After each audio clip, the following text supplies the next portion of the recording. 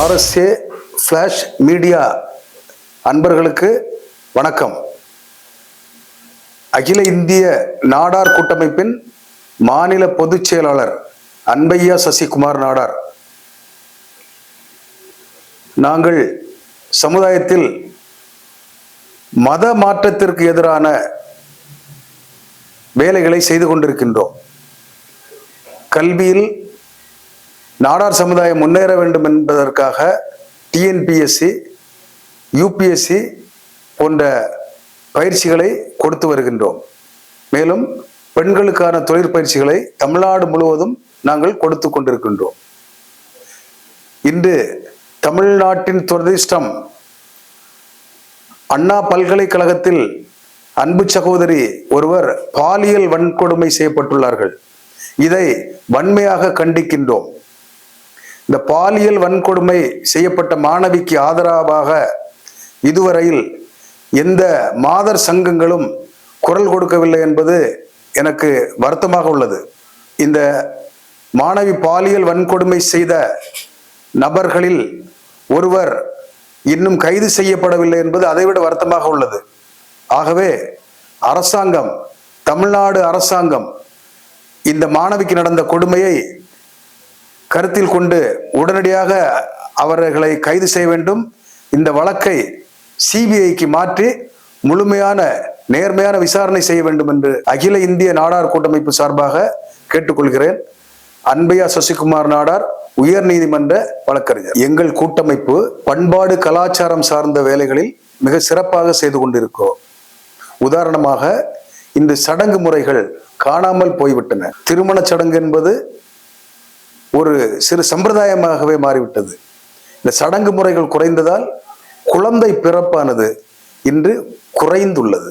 ஆகவே அழிந்து கொண்டிருக்கும் இந்த சடங்குகளை நாங்கள் ஆவணப்படுத்தி பயிற்சி கொடுத்து சடங்கு செய்பவர்களை உருவாக்கும் வேலையை செய்து கொண்டிருக்கின்றோம்.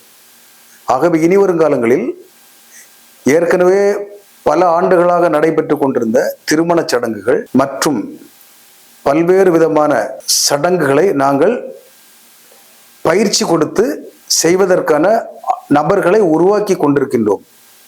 அடுத்து, இன்று ஆன்மீக சிந்தனை குறைந்ததால் சமுதாயத்தில் வன்கொடுமைகள் மற்றும் போதை பழக்கம் அதிகமாக கொண்டிருக்கிறது.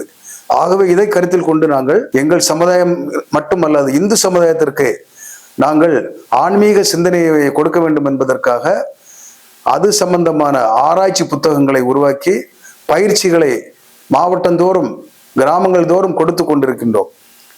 இந்த பயிற்சிகள் ஆன்மீகத்தை மாணவர்கள் மனதில் விதைக்கும் போது அவர்களுடைய எண்ணம் குரோதமாக மாறாது. ஆன்மீக வழியில் வரும்போது அன்பு, ஆன்மீகம் என்று அவர்கள் நல்ல வழியில் பயணம் செய்து அவர்கள் வாழ்க்கை சிறப்படையும் என்னும் எண்ணத்தில் நாங்கள் இந்த ஆன்மீக பயிற்சியை கொடுத்து கொண்டிருக்கின்றோம்.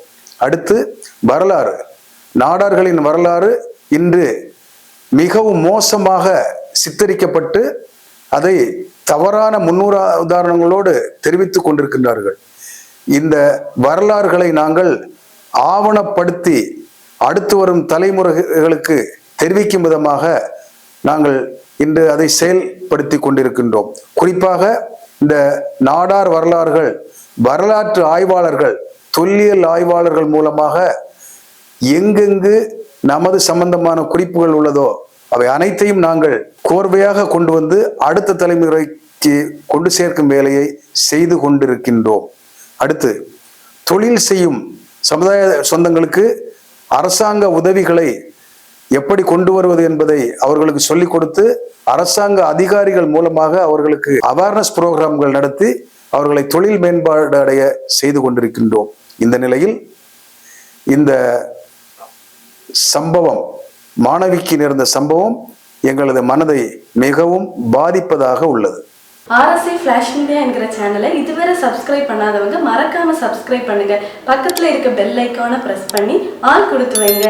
இந்த வீடியோ உங்களுக்கு பிடிச்சிருந்ததுன்னா உங்க ஃப்ரெண்ட்ஸுக்கு ஷேர் பண்ணுங்க. மறக்காம லைக் போடுங்க.